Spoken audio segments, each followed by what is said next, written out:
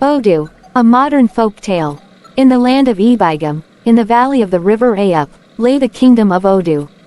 The king of Odu was called Frederick the Fearless, but he was now an old man with a long white beard, and his subjects secretly called him King Freddy the Fearful.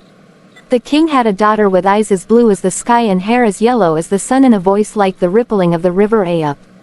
One day, King Frederick called Ethel to him and said, "Ethel dear, I am old and I have no son. You are merely a woman, so it is time that you married in order that your husband can become king after me." "Never," replied Ethel, "I'm as good as any man. I shall rule as queen." The king laughed. "It will never do," he said. Princess Ethel stamped her foot and left. King Frederick called his prime minister. "Odu, sire," said the prime minister. "Odu," replied the king, "I've a job for you. It's time young Ethel was married, but she refuses everyone I suggest. I want you to find a way of choosing a husband that she can't refuse." "Yes, sire," he said, and went away a worried man. However, he was also a clever man and soon thought of a way. The next day he returned to the king. "Odu, sire," he said. "Odu," said the king, "have you thought of something?" "I have," the minister replied. "We should hold a public competition for her hand. That way, even the princess can see that the best man has won." "Good idea," replied the king, and awarded him the Order of Odu, first class, on the spot.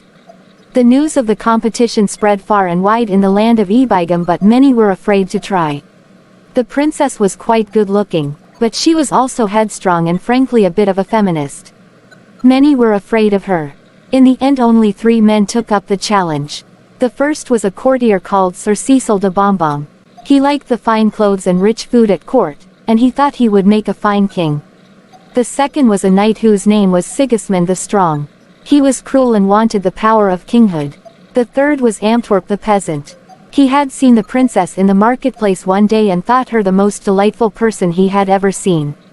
The day of the competition arrived, and the king sat on his golden throne with Princess Ethel rather unwillingly at his side. A fanfare of trumpets played, and the herald announced the competition. The king has had made 3 identical golden balls. Whoever can discover what is inside a golden ball without damaging it shall marry the princess. Sir Cecil de Bombom tried. He handled it with care. Usually, he had a servant to handle things for him. He sniffed it with his nose.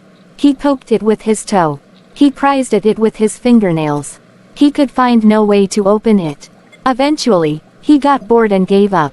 Sigismund the Strong tried next. He grabbed it off the herald, and when it wouldn't open, hit it hard with his axe. He cut it with his sword. Finally, he smashed it to bits with his ball and chain. "Was it a necklace?" he asked, picking up the broken pieces lying on the ground. Antwerp, the peasant, tried last. "Odu, your majesty," he said politely. "Before I examine the golden ball, please may I ask you some questions? I know you will answer them because you are a good and wise king." "Odu, peasant," replied the king and nodded his head gracefully. "Sire, did you personally decide what to place in the golden ball?" "I did," came the royal reply. "Sire, did you seal the golden ball yourself?" "I did." "Then sire, are you the only person who knows what is in the ball?" "I am." "Then," said Antwerp, "I know how to discover what is in the golden ball without damaging it." "Go on," said the king. "I shall ask you, the king." Antwerp shouted. "You are obliged to answer me." The king was very angry. "You are too clever by half," he shouted. "Sigismund the Strong shall marry my daughter, not you." "I shan't marry him," shouted Princess Ethel, felling Sigismund with a punch. "He's horrible." "Well, you won't marry the peasant." The king told her, and Antwerp was forced to flee to his village and was very sad. All the people held meetings in their villages. "Unfair," they cried. Then the king called his soldiers and sent them out into the villages, so the people only whispered that it was unfair. When the whispering wouldn't stop, the king became worried and sent his soldiers to drive Antwerp out of the kingdom. "This really is very unfair," said the villagers, and the people rose up at the injustice and chased both the king and his soldiers right out of the kingdom. Then the people turned to Antwerp and said, "You are the cleverest in the kingdom and you won the competition, so you should marry the princess.